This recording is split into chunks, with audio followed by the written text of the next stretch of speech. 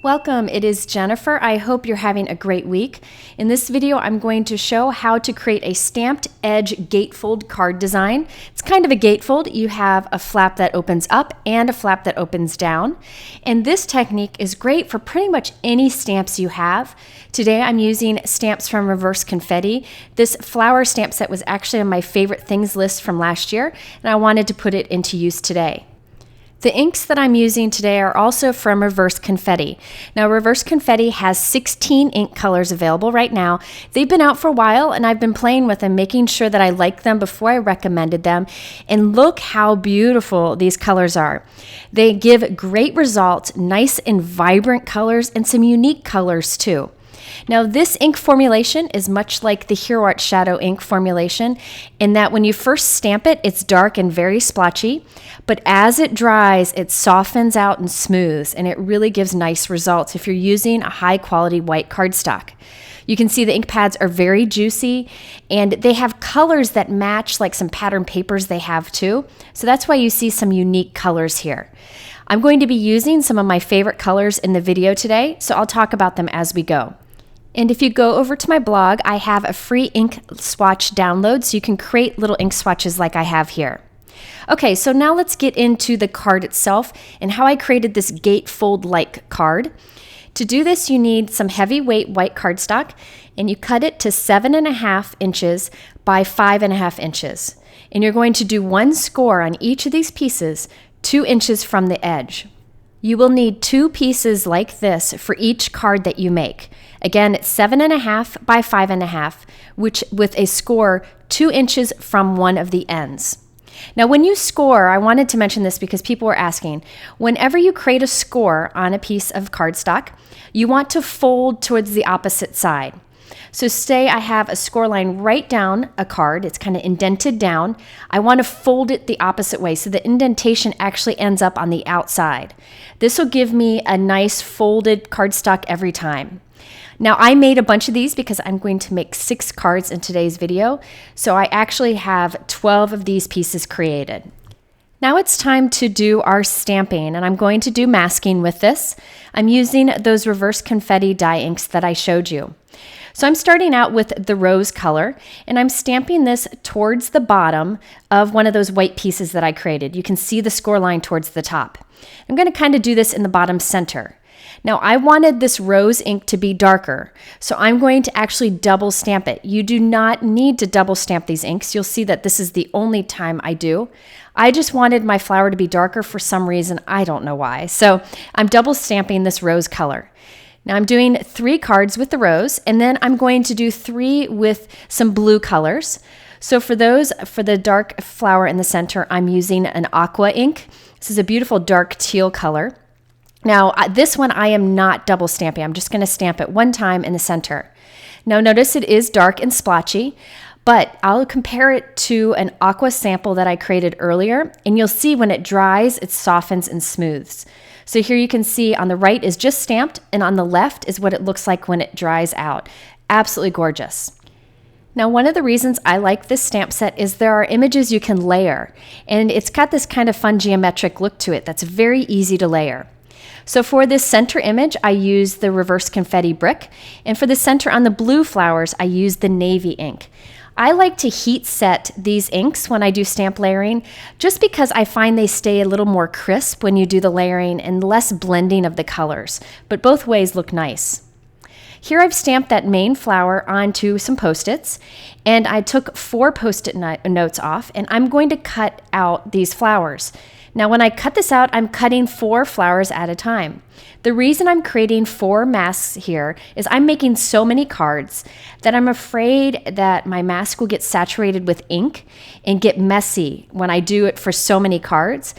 So by doing this, I can create several masks at once, and I don't have to cut out each individually. Okay, so now I have a mask here. I don't take care to really cut it out perfect. It just needs to kind of mask it. Putting it right over my first flower. This time I'm using my favorite of the Reverse Confetti colors. This is the flamingo color. It's a beautiful kind of peachish pink. And I'm going to stamp that 2 times on each of these cards.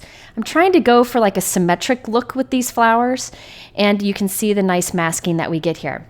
Now you'll notice that the main flower in the center is close in color to the ones I just stamped. But remember, the ones that I just stamped will lighten a little bit, so you'll see a difference.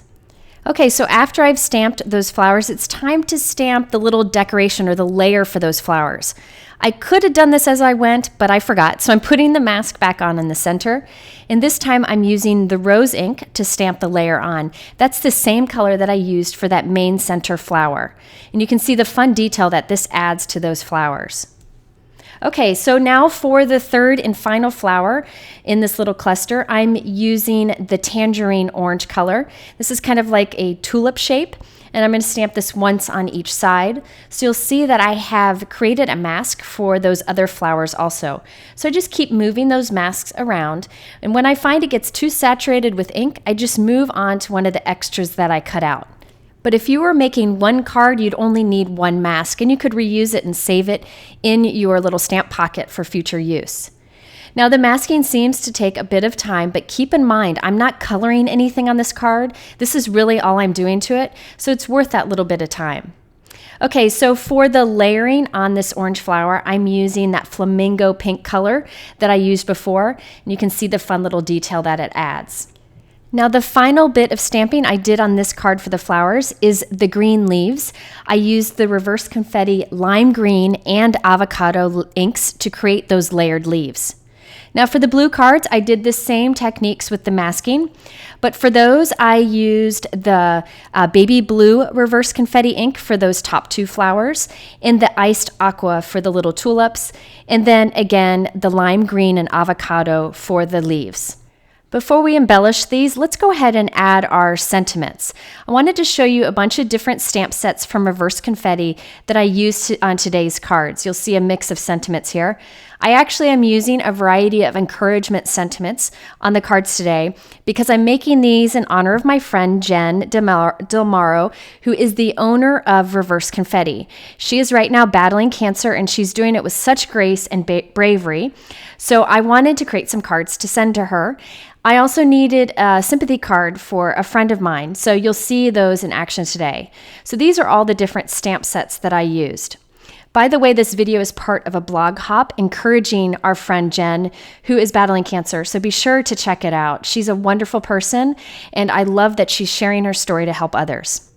Now keep in mind, today's card design is one that you could create the card and add any sentiment that you need later. So you kind of have a card ready and all you have to do is add the sentiment. But I'm going to go ahead and add them now. So I'm inking up this I Said a Prayer for You Today stamp from Reverse Confetti with some VersaFine black ink. And then I'm going to add clear embossing powder so that it has a nice shine to it. So on each of my cards, I'm stamping the sentiment and adding the powder. Once I have done that on all 6 of the cards, I'll heat set them all at once. The reason I'm doing this is that the hotter your heat gun is, the better it heat embosses and the less warping it does to your paper. So I find it better to stamp and put the powder on all of them and then heat set them all at once, and you'll get great results.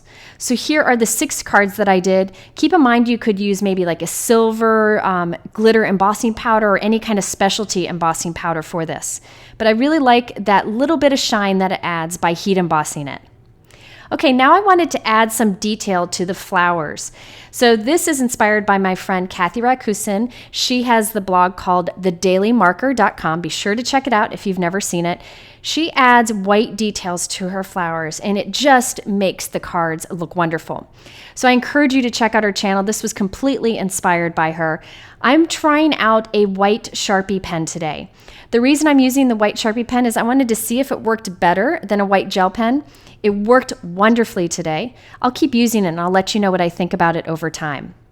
Now it's time to create our stamped edge gatefold card design. So the first thing I need to do is cut along the bottom of this flower cluster. That's why I made sure that the flower cluster stretched across the width of the card so that I had that distinct line to cut along the bottom. Thankfully, these flowers are pretty simple shape, so cutting them out by hand isn't a problem. I'm going to do that on all of my cards. Next, I'm going to grab those other 6 pieces I cut and scored, and this will be the bottom of the card. See that flap there that says inside out? That's what we're creating now.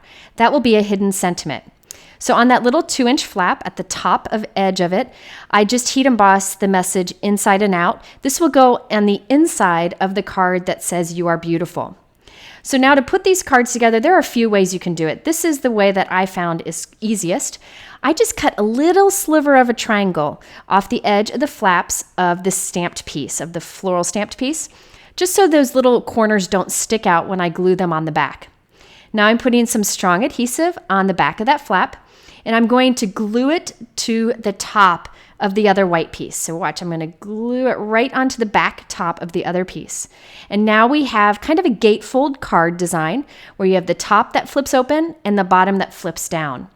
Now, if you wanted to, you could glue a piece of cardstock to the back to cover up that flap. But to be honest with you, I just left mine as is. I didn't have any problems with it. But if you want to, you can glue a background onto the back of the card to cover everything up. I wanted to keep this kind of like a 1-layer simple card, so that's why I left it as is. You'll see here, I don't think it looks all that distracting. I decided to also add tiny little drops of tonic nouveau drool drops. That's hard to say, jewel drops. Anyways, I'm using the blue here. This is a clear product with a tint of color to it. So on the blue cards, I use the tinted blue, and on the other cards, I use like a tinted pink.